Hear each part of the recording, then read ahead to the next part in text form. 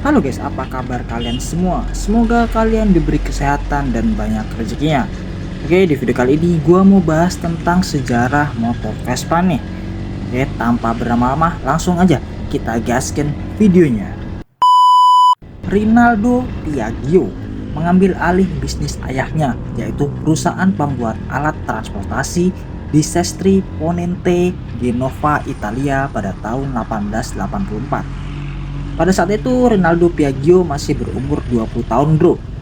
Awalnya perusahaan Piaggio hanya merakit kapal, namun dalam perjalanan bisnisnya, perusahaan ini berkembang ke industri yang bisa membuat kendaraan udara, darat, dan bisa dipakai di semua sudut negara.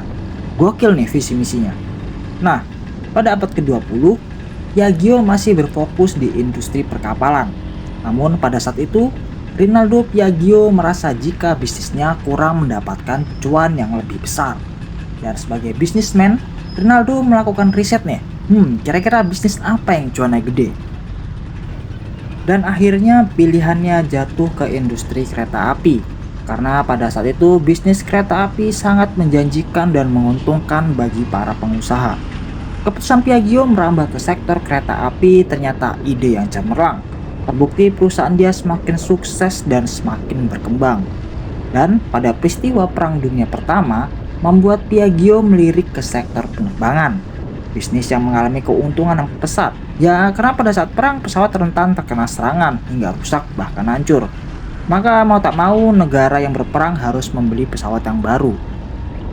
Lalu pada awal tahun 1915, Piaggio mulai memperbaiki dan membangun pesawat amfibi, jenis pesawat yang bisa beroperasi di air dan udara. Karena perusahaannya mengalami kemajuan yang gila-gilaan, Piaggio sampai bisa mengakuisisi perusahaan penerbangan yang berbasis di Pisa, Italia pada tahun 1917. Gokil nggak tuh? Dalam waktu 2 tahun Piaggio sampai bisa mengakuisisi perusahaan lain. Piaggio lalu bertemu dengan seorang desainer dan insinyur aeronautika, yaitu Giovanni Pecna. Dari kerjasama itu muncul pesawat tempur monoplane P2 atau Piaggio 2 dan evolusi P7 berikutnya, yaitu pesawat amfibi balap Piaggio dan P108 bermesin 4 yang akan menjadi pesawat besar buatan Italia terakhir sebelum Perang Dunia Kedua. Semua yang dicita-citakan Rinaldo Piaggio akhirnya terwujud. Ia berhasil membangun dan menguasai industri kapal, kereta, dan pesawat terbang. Mantep nih bro. Tak sampai cukup di situ, pada tahun 1924, Rinaldo kembali mengakuisisi sebuah perusahaan, yaitu perusahaan Costruzioni Meccaniche Nazionali yang berada di daerah Pontedera. Perusahaan baru ini bisa dibilang sebagai jantung dari perusahaan lainnya. Karena di perusahaan ini Rinaldo bisa memproduksi berbagai macam mesin untuk kendaraan di perusahaan lainnya. Jadi lebih hemat bro, dia nggak perlu vendor lagi buat beli mesin-mesinnya. Saking suksesnya perusahaan Piaggio, pada tahun 1930-an dunia mengalami resesi ekonomi. Ketika banyak perusahaan di berbagai negara bangkrut, Piaggio masih duduk anteng aja nih bro. Malah Piaggio merekrut insinyur dan teknisi yang pada kena PHK. Dan beberapa orang terkenal yang dia rekrut adalah Giovanni Gabrieli, Giovanni Casiraghi, dan Corradino de Ascanio. Karena memiliki banyak insinyur terkenal, pada tahun 1930-an, perusahaan Piaggio berhasil menciptakan salah satu prototipe helikopter pertama di dunia, yaitu Piaggio de Ascanio. Nah, pada tahun 1944, mendekati akhir Perang Dunia Kedua, perusahaan Piaggio diteruskan oleh anaknya Rinaldo Piaggio, yaitu Enrico Piaggio. Karena pada saat itu perang mulai berakhir, sehingga produksi pesawat mulai menurun. Ternyata Enrico mewarisi bakat ayahnya, yaitu pintar dalam berinovasi dan melihat peluang.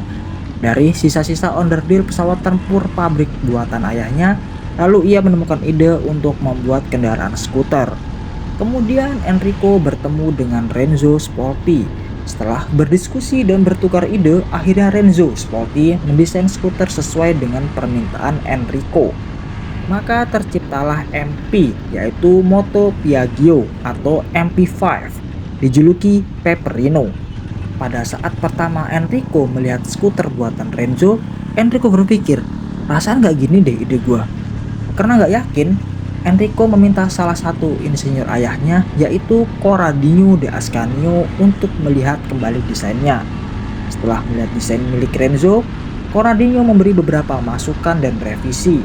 Setelah dirasa desainnya oke, pada tahun 1946 terakhirlah sebuah Vespa pertama yang diberi nama Vespa 98.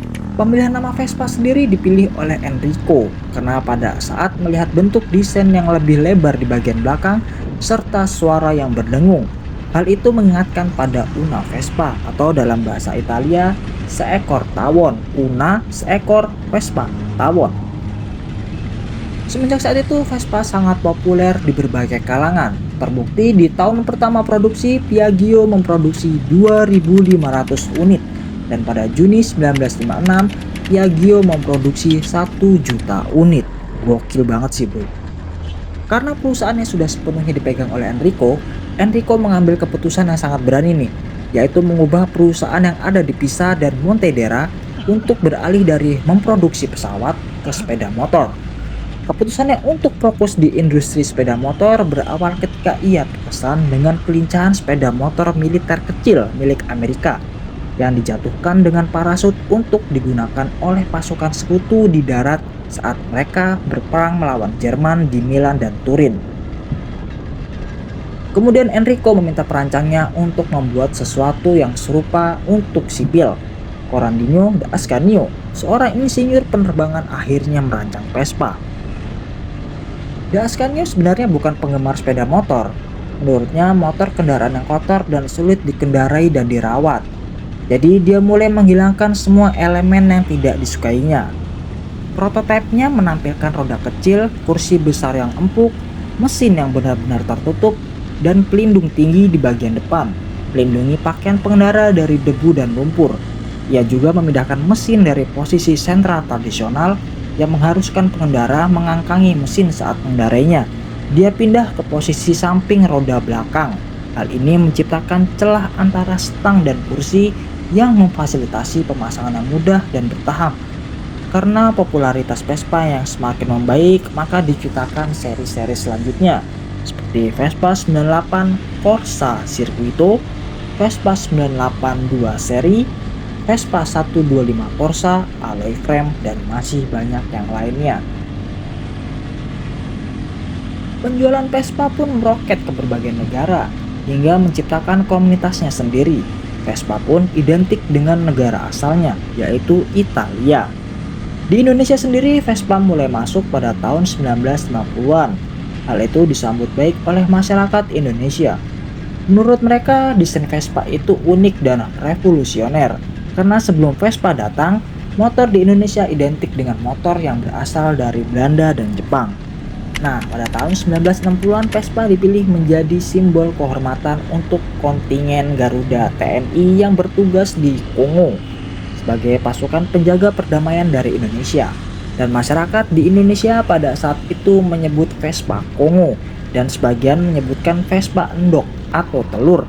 Karena di bagian tepung Vespa belakang itu bentuknya kayak telur gitu ya, agak bulat gitu. Dan Vespa ini adalah seri VGLA dan VGLB yang dibuat oleh Vespa GmbH Augsburg, yaitu sebuah perusahaan yang bekerja sama antara Piaggio dan Martial Vane yang berdiri di Jerman sejak 1958. Lalu pada tahun 1965, Piaggio secara resmi menjual Vespa di Indonesia melalui PT dan Motor Vespa Indonesia dan mulai membangun pabrik di Indonesia pada bulan September 1970. Lalu uji coba produksi pada bulan Mei 1971 dan penjualan pertama pada 22 Januari 1972. Jadi sebelum tahun 1972 Vespa masuk ke Indonesia sebagai barang impor. Makanya dulu kalau orang punya Vespa bisa dipastiin kalau itu adalah orang yang tajir. Motor Vespa Indonesia sendiri merupakan partner bisnis dari The East Pacific Company yang merupakan gabungan dari negara Denmark dan Italia. Vespa pertama yang diproduksi di Indonesia adalah Vespa Super dan Vespa Sprint pada tahun 1971. Tapi pada saat itu Vespa yang ada di Indonesia masih dirakit atau assembling. Jadi kayak mesin dan komponen lainnya itu masih dikirim dari Italia. Tapi nggak semua dari Italia, karena sekitar 35% owner dealnya itu dibikin di Indonesia sendiri. Karena penjualan Vespa Super dan Vespa Sprint terus naik, maka dibuatlah seri selanjutnya, yaitu Vespa PTS dan PX. Nah, pada tahun 1990-an, PT Dan Motor Vespa Indonesia mulai merubah nama menjadi Dan Motor Indonesia. Yang tadinya ada kata Vespa, sekarang jadi nggak ada nih bro. Jadi hilangnya penyebab kata Vespa karena PT Dan Motor Indonesia udah nggak kerjasama lagi sama Piaggio. Maka dari itu PT Dan Motor Indonesia nggak boleh lagi bikin spare part atau motor Vespa lagi.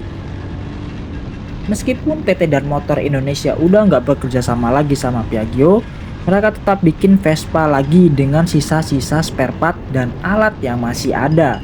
Nah, mulai sejak saat itu PT Dan Motor Indonesia mulai memproduksi Vespanya sendiri tanpa ada kerjasama dengan Piaggio lagi nih.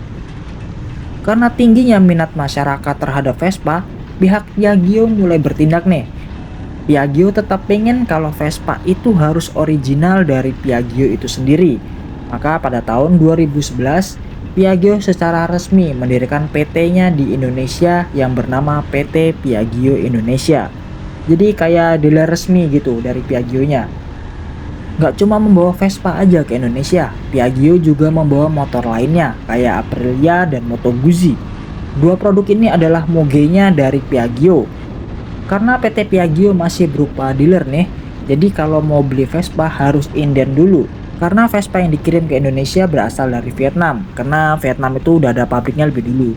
Nah, pada 23 November tahun 2022, akhirnya Piaggio Indonesia bikin pabriknya di Indonesia, tepatnya di daerah Cikarang, Jawa Barat.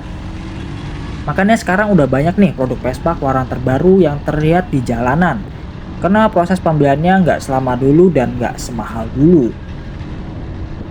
Nah, itu adalah sejarah dari motor Vespa yang ternyata nggak langsung bikin Vespa, tapi dulunya bikin kapal, kereta, bahkan pesawat tempur. Gokil nggak tuh?